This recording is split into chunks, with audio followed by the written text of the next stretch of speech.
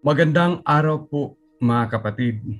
Nandito naman tayo sa segment natin na we give time to God and God will give us the truth. Ang pag-uusapan natin ngayong araw na ito po mga kapatid is how can we become sons and daughters of God? Paano tayo magiging isang anak ng Diyos po? Marami pong karamihan sa atin po or marami pong mga Kristiyano that they claim po, okay, or ibang tao that they claim po na tayo po ay isang anak ng Diyos. Okay? Pero paano natin malalaman kung talaga tayo ay anak ng Diyos? Amen po. Kung anak tayo ng Diyos, okay, tayo po ay kapamilya ng Diyos po. Amen po. So kailangan natin makita yun ang katotohanan. Amen po. So let's move to the next verse.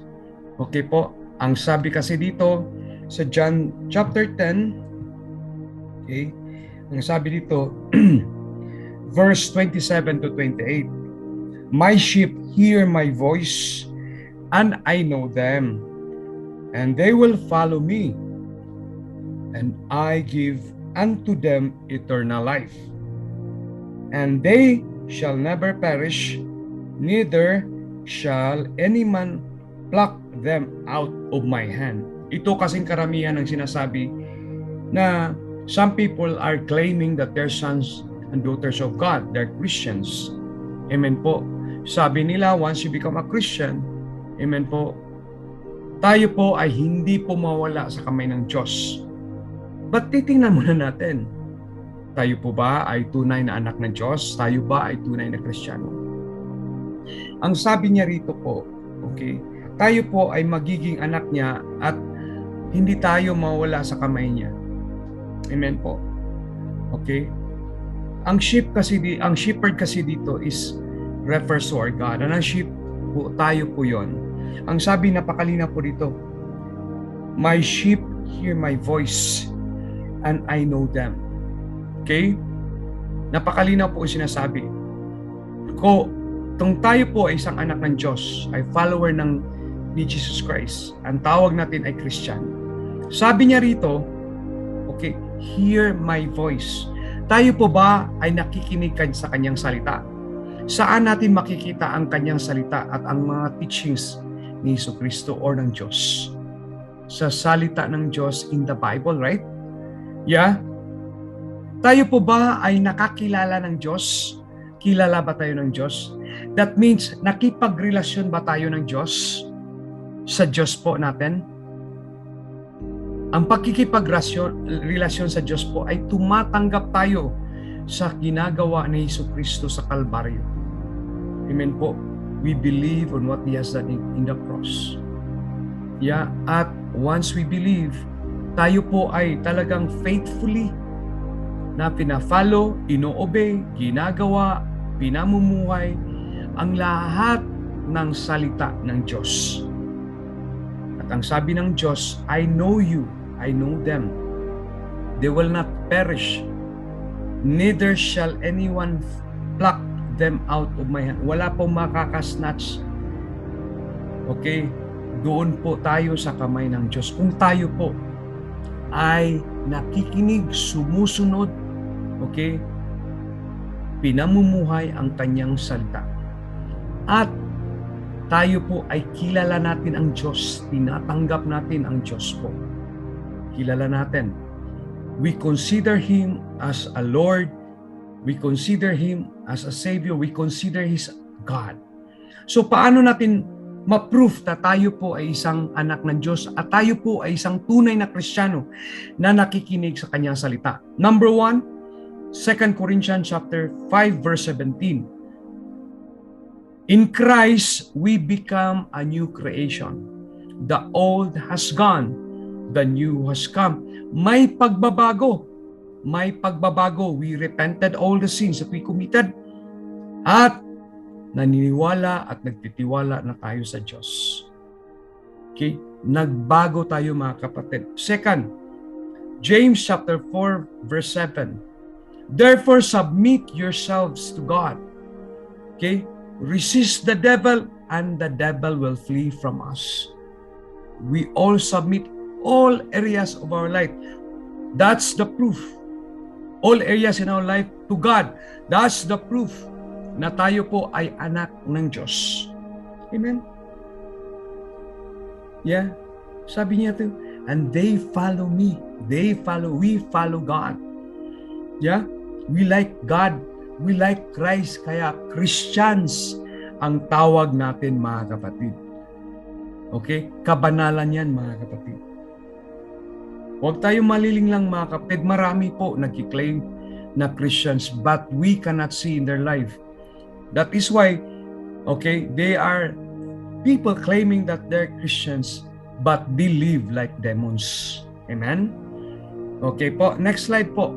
Ang sabi dito po, okay, ang sabi dito, and what agreement hath the temple of God with idols? Yeah, for ye are the temple of the living God, as God had said, I will dwell in them and walk in them, and I will be their God. Okay, and they shall be my people. Wherefore, come out from among them. Okay, and be ye separate, said the Lord, and touch not the unclean thing. Okay, and I will receive you, and I will be a father unto you, and ye shall be my sons and daughters, said the Lord Almighty. Amen? Klaro po. Tayo po ay templo ng Diyos. Okay? Gawa tayo ng Diyos eh. Amen po. Okay? So kung gawa tayo ng Diyos, hindi talaga tayo mag-agree with idols. Ano po yung idols? Yung mga idols po, maliban lang sa Diyos, meron kang sinasamba. Kaya tinatawag sang idols. Amen? O, instead na sasamba tayo sa Diyos, sinasamba mo yung pera mo, okay? Sinasamba mo yung career mo, sinasamba yung boyfriend mo, yung girlfriend nyo, yung husband nyo, sinasamba mo. Sinasamba mo yung yung revolto, sinasamba mo ibang tao. Anything that you give more time and you submit yourself, that is aside from God, that is idolatry. Amen po. Sabi niya, hindi tayo mag-agree, walang union there. Kasi yung temple ng Diyos, tayo, okay? Tayo po yung temple of the living God. Okay? Sabi niya, kung ikaw po ay magiging templo ng Diyos, okay? That means magiging anak na tayo ng Diyos. He will dwell in us. Sabi niya, I will dwell in them. Okay? Magre-reside sa atin ang Diyos. Okay? Siya na po yung magmamanage sa atin. And I walk in them. Lalakad tayo ayon sa kalooban ng Diyos. And the good thing is, God will be our Father. And I will be their God. Yeah? So wala tayong idols. Ang God lang natin mismo ang Diyos. Amen po. And they shall be my people. Wherefore, ang sabi niya dito, wherefore, ang sabi niya, kung tayo po ay magiging anak or magiging people ng Diyos, magiging anak, sons and daughters of God, ang sabi niya, separate. And be ye separate from what? Separate from the world system. Okay? Then going to the holy system of God, which is the church of God, the body of Christ. Ang tawag kasi, ang meaning ng church is to call out, to separate from, okay, i-call out tayo, i-separate tayo from the world system to the holy system of God, which is the church. Yun po yung church, holy yun, because it is the body of Christ. Amen po? Nakuha nyo? Okay? At sabi na nito, okay, and do not touch unclean things. Huwag tayong magkasala. Huwag tayong aanid sa makasalanan. Amen po? Okay? Huwag tayong magkasala. Do not touch. Do not do. Okay? Unrighteousness. Ito po'y magawa lang natin pag tayo po ay nasa banal na pagkatao. In a holy nature. Amen po? So kung tayo po ay magiging banal kasi nandito tayo sa banal na place which is the body of Christ, which is the church of God. Okay, tayo po, hindi tayo makasalanan na. Well, pag holy nature ka na, banal ka na, okay, posibleng magkakasala tayo. Walang exempted dyan. Pero, when the time na nagkakasala ka, alam mo na gumagawa ka ng kasalanan, immediately you repent, you continue repenting, and you continue believing. Yun po yung kabanalan kasi alam mo yung katotohanan. Sabi ni Lord, okay, you will be born again in spirit and in water. Okay, you will worship, okay, in spirit and in truth. Yeah. So po yung dapat nating bantayan, mga kapatid. Then sabi niya, if you do this, I will be a father unto you. You will be my sons and daughters. Amen po? Nakuha niyo po. Na ngayon, tayo po ba ay anak ng Diyos? Kung nagagawa na natin, ang sabi dito, okay, tumatanggap tayo sa ginagawa ni Jesucristo, nakipagrelasyon tayo sa Diyos kasi once we are a Christian, tayo po ay kagaya ni Kristo. Okay, siya lang po yung daan. Okay? Siya po yung katotohanan at siya po yung buhay. I am the way, the truth, and the life. No one comes to the Father except through me. So nakipagrelasyon na tayo sa Diyos. Meron na tayong relasyon sa Diyos. At ang ikalawa, kung nakipagrelasyon ka sa Diyos, sumusunod ka sa lahat ng mga sinasabi niya. Amen po. At yun, kung ginagawa natin yan, meron pong pagbabago, ebidensya. Meron pong pagbabago sa buhay natin. Hindi na tayo gumagawa ng kasalanan. Okay, we submit all areas of our life to God. That means we are the son and daughters of God while we are still here on earth. Nakuha niyo po? Yeah? Now ngayon po, okay, tingnan natin yung next verse. Okay, sabi dito, okay, for you are the children of your father, the devil, and you love to do evil things. He does. He was a murderer from the beginning. He was always hated the truth because there is no truth in him. When he lies, it is consistent with his character. For he is a liar and the father of all lies. So when I tell you the truth, I tell the truth, you just naturally don't believe me. Ngayon mga kapatid, napakalinaw dyan ha. Ngayon po, didescribe dito ang anak ng demonyo pala.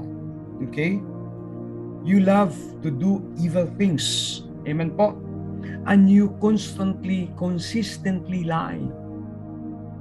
And number 3, hindi ka nakikinig sa salita ng Diyos. You don't believe it.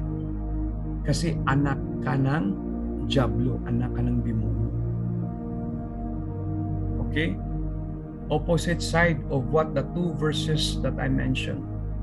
Yeah? Ito po ay what? Rebellious. Ito po ay what? Gumagawa ng evil things. Ito po ay hindi nakikinig. It's natural to him to lie. It's natural to him to ignore the word of God because he is the son of the devil. Amen po. Now ngayon po, compare it. Okay, the sons and daughters of God, and this one is the sons and daughters of the devil. Ngayon, tanong po, sa palagay niyo po, kaninong anak kayo? Yeah? Kaninong anak kayo, mga kapatid?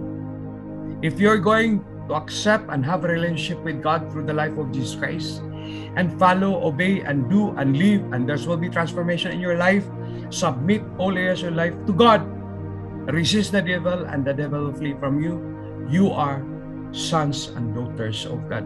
But, if you are the children of the devil, you will do, and you will love to do evil things.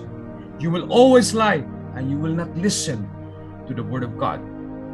You are the son and daughters of the devil. Now ngayon, tanong po, kaninong anak kayo?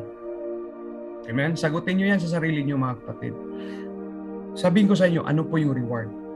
Kung tayo po ay magiging anak ng Diyos habang dito tayo sa lupa at we continue repenting and believing the word of God and we continue having a relationship with God, balang araw po, after the judgment day, tayo po ay mabilong sa pamilya ng Diyos which is in heaven.